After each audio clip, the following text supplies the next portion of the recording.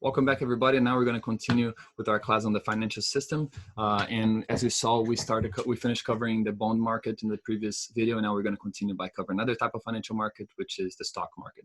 Okay, so hopefully you enjoyed the video that is up on slide 11. Okay, and like I said, now I'm going to give you a break so you can go ahead and watch the video and then answer to the questions. I'm going to do a quick pause so you know that's about that time. Okay, so hopefully you enjoyed it, and it's very informative, at least in my view, even if you already knew a lot about the stock market.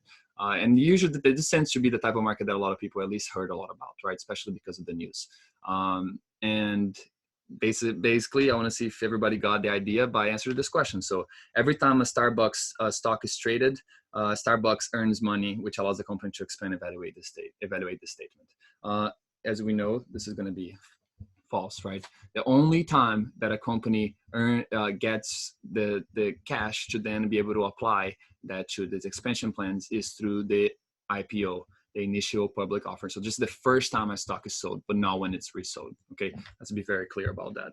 So the stock market is one more type of financial market. The financial market, the bond market connected borrowers and savers through bonds, right? And now the stock market, that's a platform through stock exchanges where buyers and sellers of stocks can sell stocks, right, as a market.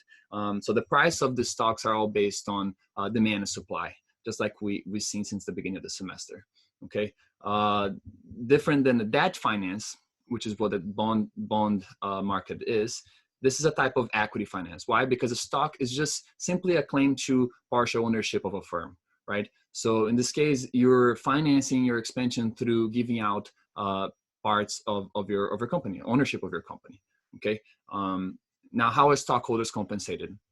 The bondholders, you can see they had an interest rate that they received, right? Which is already guaranteed if there's no default. But in this case of the stock, there's not really a defined return. It kind of depends, right? It's very risky. For example, a lot of people tend to think about the returns of stock market by buying a stock and then selling for a more expensive price, right? That way your profit is the spread. So the difference between the final price minus the initial price that you got that for, right? That's one way, but this is also risky because the company could bounce down and the price could be lower. But another way that it can be compensated is through dividends. So dividends is whenever at the end of the year or quarter, better said a quarter, a firm sees its profits, it can decide, hey, are we going to put the profit back, given that there is a positive profit, into the firm? Are we going to buy more machines? Are we going to invest? Or are we going to give it back to shareholders? It's a big decision. Why? Well, we can argue that, hey, if you put it towards investment, it's going to be better for everyone because in the long run, it's going to make the company better. But at the same time, shareholders want to make sure to see some type of return as they hold the stock, or they're going to try to sell it to get stocks that actually give back higher returns, right? It's also giving dividends back shows that the company is doing well because it's getting profits. So it also can attract more investors. So besides selling the stock for a higher price, another way that stockholders tend to be compensated is through dividends. Although those are not required, like I said, it depends on what the company decides to do. Okay, the types of stock exchanges where the stocks can be traded are the New York Stock Exchange, the NASDAQ, the Euronext, depends on what country you're looking at and what stocks you want to buy. Not every stock is in every stock exchange market, okay? So you need to make sure that you look into that before you hop into a platform to buy some stocks. And make sure you know what stock you're buying, right? Just don't buy based on what people are saying. This is your money, right?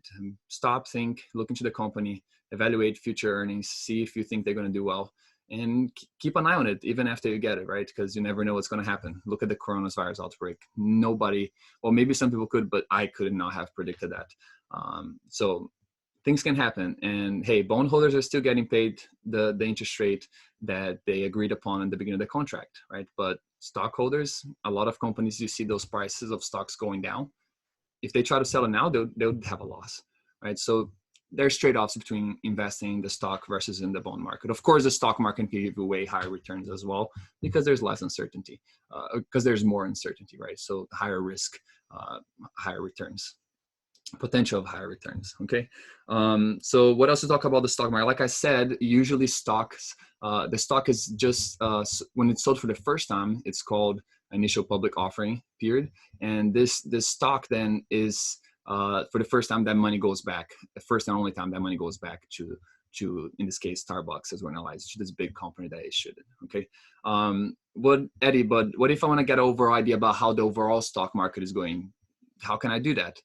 Well, there are stock indexes to do that, okay? So for example, the S&P 500, the Dow Jones, those are different types of aggregate index of the stocks that give you an idea about how the market is behaving. So the Dow Jones, it's 30 companies, blue chip companies, so nationally known companies that give an idea about how the bigger companies in the US are going. The S&P 500 involves 500 largely traded stock traded companies, and also gives you an even broader perspective of how the market is going since it involves more companies. Right, so there's different indexes like that that can help you, assist you see the direction the market is taking at that moment.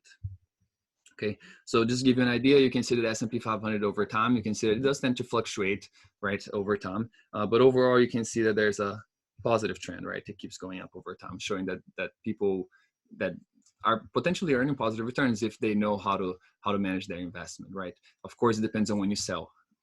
That's the bigger thing, right?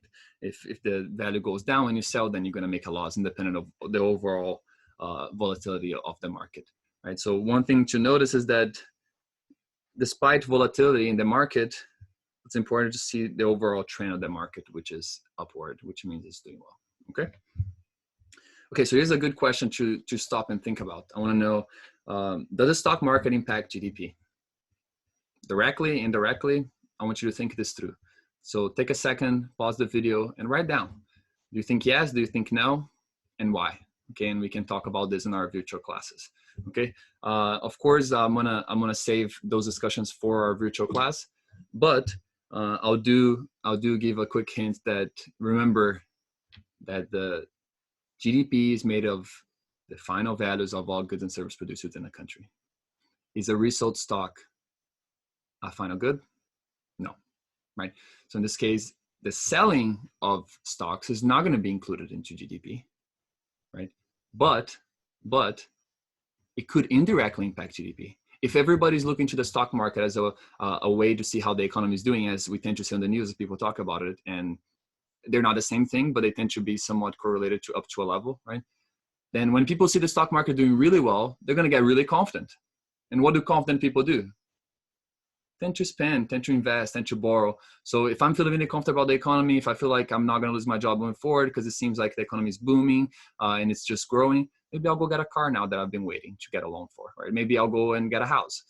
So yeah, the confidence of businesses and consumers definitely impacts GDP. And we can say that the changes, especially the large changes in the stock market, definitely impacts the confidence of these agents, okay? So this is it for the stock market video. Stay connected, and I'll be posting a video about the next topic, which will be further understanding financial intermediaries. Okay.